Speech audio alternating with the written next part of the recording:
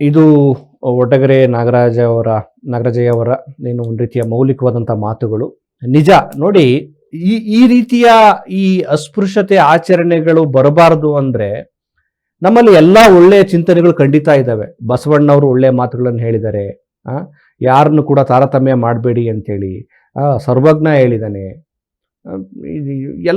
ಎಲ್ಲ ದಾಸ ಶರಣರು ಸಂತರು ಎಲ್ಲರೂ ಕೂಡ ಹೇಳಿದ್ದಾರೆ. ನಮ್ಮ ಸಂವಿಧಾನವೇ ಹೇಳುತ್ತೆ ಮನುಷ್ಯನ ಘನತೆಯನ್ನ ಕಾಪಾಡಬೇಕು ನಾವು. ಡಾಕ್ಟರ್ BR ಅಂಬೇಡ್ಕರ್ ಅವರು ಪಾಪ ಈ ರೀತಿ ಅಸ್ಪೃಶ್ಯನ ಅನುಭವಿಸಿದ್ರು. ಅವರು ಚಿಕ್ಕವರಾಗಿದ್ದಾಗ ಒಂದು ಮೂಲೆಯಲ್ಲಿ ಕೂರಿಸ್ತಾ ಇದ್ರು ಅಂಬೇಡ್ಕರ್ ಅವ್ರನ್ನ.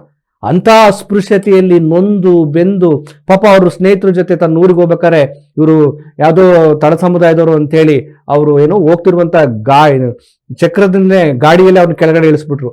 ತುಂಬಾ ನೋವು ಅನುಭವಿಸಿದ್ದಾರೆ. ಈ ಎಲ್ಲ ನೋವನ್ನು ಅನುಭವಿಸಿಯೂ ಕೂಡ ಈ ದೇಶಕ್ಕೊಂದು ಒಳ್ಳೆ ಸಂವಿಧಾನ ಕೊಡ್ತಾರೆ. ಯಾಕೆ ಕೊಡ್ತಾರೆ?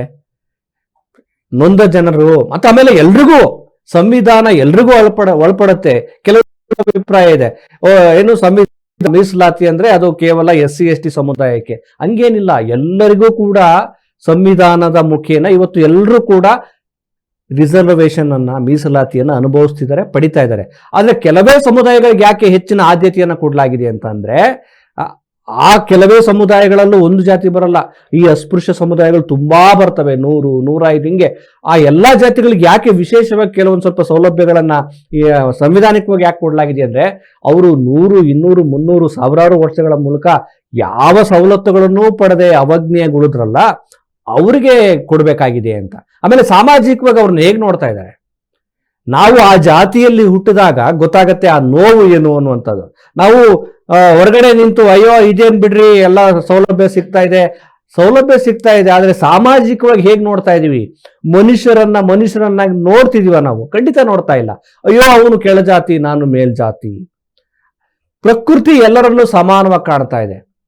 ಸೂರ್ಯ ಏನು ಒಂದು ಜಾತಿಗೆ ಒಂಥರ ಬಿಸಿಲು, ಇನ್ನೊಂದು ಜಾತಿಗೆ ಇನ್ನೊಂದು ತರ ಬಿಸಿಲು ಕೊಡ್ತಾ ಇಲ್ಲ.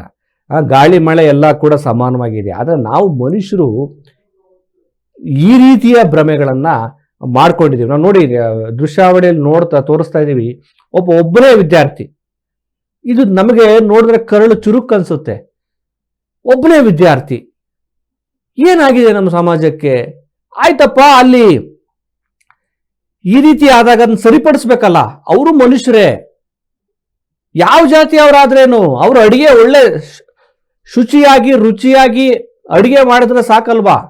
ಇಂಥದ್ದೇ ಜಾತಿಯವರು ಬೇಕು ಅಂತ ನಾವೇನಾದ್ರು ಕೇಳಕ್ಕಾಗತ್ತಾ? ನಮ್ಗೆ ಇಂಥದ್ದೇ ಜಾತಿಯ ಡಾಕ್ಟ್ರು, ಇಂಥದ್ದೇ ಜಾತಿಯ ಏನು ನಮ್ಮ ಬಟ್ಟೆ ಹೊಲಿಯೋನು, ಇಂಥದ್ದೇ ಜಾತಿಯ ನಮ್ಮ ಬಿಲ್ಡಿಂಗ್ ಕಟ್ಟೋನು, ಇವೆಲ್ಲ ಕೇಳಬೇಕಾ?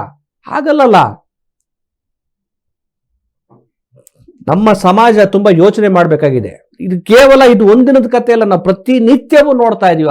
ಹಳ್ಳಿಗಳಲ್ಲಿ ಈ ರೀತಿಯ ಅಸ್ಪೃಶ್ಯತೆ ಆಚರಣೆ. ಒಂದು ಜಾತಿ ಅನ್ಕೊಂಡ್ರೆ ಇನ್ನೊಂದು ಜಾತಿಗೆ ಆಗ್ತಾ ಇಲ್ಲ. ಮೊನ್ನೆ ಯಾವುದೋ ಒಂದು ವಿಡಿಯೋ ನೋಡ್ತಾ ಇದ್ವಿ, ಯಾವುದೋ ಒಂದು ಸಮುದಾಯ ಇನ್ನೊಂದು ಜಾತಿಯನ್ನ ನಿಂದಿಸಿ ಮಾತಾಡ್ದೆ, ನಿಂದ ಯಾವ ಜಾತಿ? ನಂದು ಈ ಜಾತಿ. ಯಾಕ್ರೆ ಜಾತಿ? ಅದಕ್ಕೆ ಕನಕದಾಸರು ಹೇಳ, ಕುಲವೆಂದು ಹೊಡೆದಾಡುವಿರಿ ನೀವು, ನಿಮ್ಮ ಕುಲದ ನೆಲೆ ಏನಾದರೂ ಬಲ್ಲಿರಾ. ಇದನ್ನ ಅರ್ಥ ಮಾಡ್ಕೊಂಡ್ರೆ ಸಾಕಾಗುತ್ತೆ ನಮ್ಗೆ. ನಾವೇ ಈ ಜಾತಿಯ ಅಂಗಿಯನ್ನ, ಧರ್ಮದ ಅಂಗಿಗಳನ್ನ ತೊಟ್ಕೊಂಡು ಬದುಕನ್ನು ಸಂಕೀರ್ಣ ಮಾಡ್ಕೊಂಡಿದ್ದೇವೆ, ಹಾಳು ಮಾಡ್ಕೊಂಡಿದ್ದೇವೆ. ವಿಶ್ವ ಮಾನವ ಪ್ರಜ್ಞೆನ ಅದಕ್ಕೆ ಕುವೆಂಪು ಕೊಟ್ಟಿದ್ದು.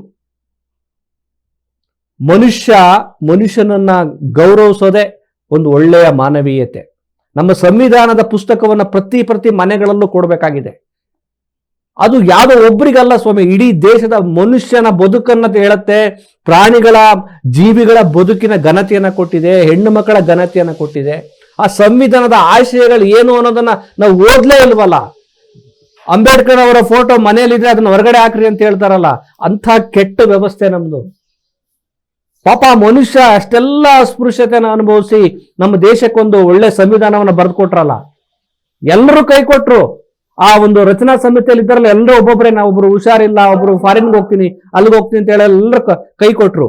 ಕೊನೆಗೆ ಒಂದೂವರೆ ವರ್ಷ ಆಯ್ತು, ಒಬ್ಬರೇ ಕೂತ್ಕೊಂಡು ಬರೀತಾರೆ ಮನುಷ್ಯ. ಎಲ್ಲ ಸ್ಟಡಿ ಮಾಡ್ತಾರೆ, ಎಲ್ಲ ದೇಶದ ಸಂವಿಧಾನವನ್ನ ಸ್ಟಡಿ ಮಾಡಿ, ಬುದ್ಧನ ಆಶಯಗಳನ್ನ ಅರ್ಥ ಮಾಡಿಕೊಂಡು, ಬೇರೆ ಬೇರೆ ದಾರ್ಶನಿಕರ ಚಿಂತನೆಗಳನ್ನ ಸ್ಟಡಿ ಮಾಡಿ ಈ ದೇಶಕ್ಕೆ ಸಂವಿಧಾನವನ್ನ ಕೊಟ್ಟರು. ಯಾಕೆ ಕೊಟ್ಟರು? ಇಲ್ಲ ನಾನು ಒಬ್ಬನ ಜಾತಿಗೆ ಅನುಕೂಲ ಆಗ್ಲಿ ಅಂತ ಅಲ್ಲ, ಈ ದೇಶದ ಭಾರತೀಯರಿಗೆ ಅನುಕೂಲ ಆಗ್ಲಿ ಅಂತ. ಆ ಸಂವಿಧಾನ ಏನ್ ಹೇಳುತ್ತೆ, ಅದರ ಆಶಯಗಳೇನು ನಾವು ಅರ್ಥ ಮಾಡ್ಕೋಬೇಕಲ್ವಾ. ಮನುಷ್ಯನನ್ನಾಗಿ ನೋಡದೆ ನಾವು ನೀನು ದೂರ ಇರು, ನೀನು ಬರಬೇಡ, ನಮ್ಮ ಮನೆಗೆ ಬರಬೇಡ, ನಮ್ಮ ಹಟ್ಟಿಗೆ ಬರಬೇಡ, ನಮ್ಮ ಶಾಲೆಗೆ ಬರಬೇಡ ಅನ್ನೋದಿದೆಯಲ್ಲ, ಇದು ಏನಾದ್ರು ಇದನ್ನ ಮನುಷ್ಯತ್ವ ಅನ್ನೋದಿಕ್ಕಾಗತ್ತಾ?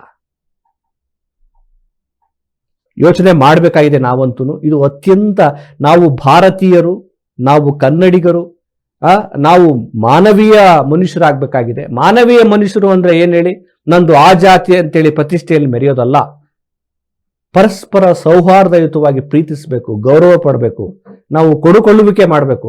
ಈ ಜಾತಿಗಳ ನಡುವೆ ತಾರತಮ್ಯವನ್ನ, ಅಸಮಾನತೆಯನ್ನು ತರೋದಕ್ಕೆ ಒಂದಷ್ಟು ಬಾಡಿಗೆ ಭಾಷಣಕಾರರಿದ್ದಾರೆ.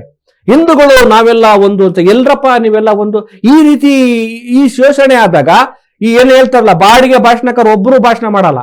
ಅದು ಯಾವ ಜಾತಿ ನೋಡಿ, ನಮ್ ಜಾತಿಯವನಾ, ನಮ್ ಜಾತಿ ಅಂತ ನಾನು ಮಾತಾಡ್ತೀನಿ. ಅಲ್ಲಿ ಯಾವ್ದಾದ್ರು ಅತ್ಯಾಚಾರ ಆದ್ರೆ ಅಲ್ಲಿ ಯಾವ ಜಾತಿ ಹುಡುಗಿಗೆ ಅನ್ಯಾಯ ಆಗಿದೆ, ನಮ್ ಜಾತಿನಾ, ನಮ್ ಜಾತಿ ಅಲ್ಲ ಅಂದ್ರೆ ನಾನು ಮಾತಾಡಲ್ಲ. ಇದ ನಾವೆಲ್ಲ ಒಂದು ಅನ್ನೋದು. ಯಾವ ಜಾತಿ ಆದ್ರೇನು, ಯಾವ ಧರ್ಮ ಆದ್ರೇನು, ಯಾರಾದ್ರೇನು, ಅಲ್ಲಿ ಮನುಷ್ಯನಿಗೆ ತೊಂದರೆ ಆಗಿದೆ, ಅನ್ಯಾಯ ಆಗಿದೆ, ನೊಂದಿದ್ದಾರೆ ಅಂತಂದ್ರೆ ಸ್ಪಂದಿಸುವುದು ನಮ್ಮ ಕರ್ತವ್ಯ. ಅಲ್ಲಿ ಜಾತಿ ಧರ್ಮ ನೋಡಬಾರ್ದು. ಇದನ್ನ ಅರ್ಥ ಮಾಡ್ಕೊಂಡ್ರೆ ಎಲ್ಲ ಅರ್ಥ ಆಗತ್ತೆ. ಅರ್ಥ ಮಾಡ್ಕೊಳ್ಳಂದ್ರೆ ಈ ರೀತಿ ಬಾಡಿಗೆ ಭಾಷಣಕಾರರು, ಜನಕಂಟಕರು ನಮ್ಮ ತಲೆಯಲ್ಲಿ ತುಂಬತಾನೇ ಇರ್ತಾರೆ ವಿಷ ಬೀಜನ.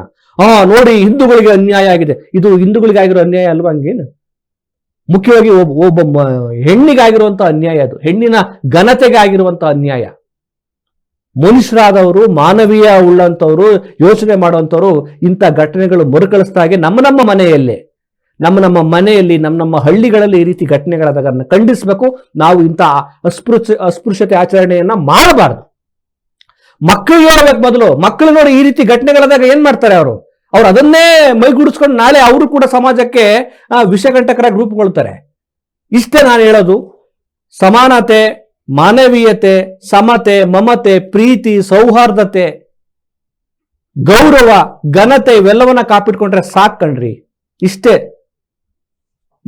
ಇಷ್ಟನ್ನ ರೂಢಿಸ್ಕೊಂಡ್ರೆ ಸಮಾಜದಲ್ಲಿ ಈ ರೀತಿಯ ಘಟನೆಗಳು ಮರುಕಳಿಸಲ್ಲ. ಈ ನೆಲೆಯಲ್ಲಿ ನಾವೆಲ್ಲರೂ ಯೋಚನೆ ಮಾಡೋಣ.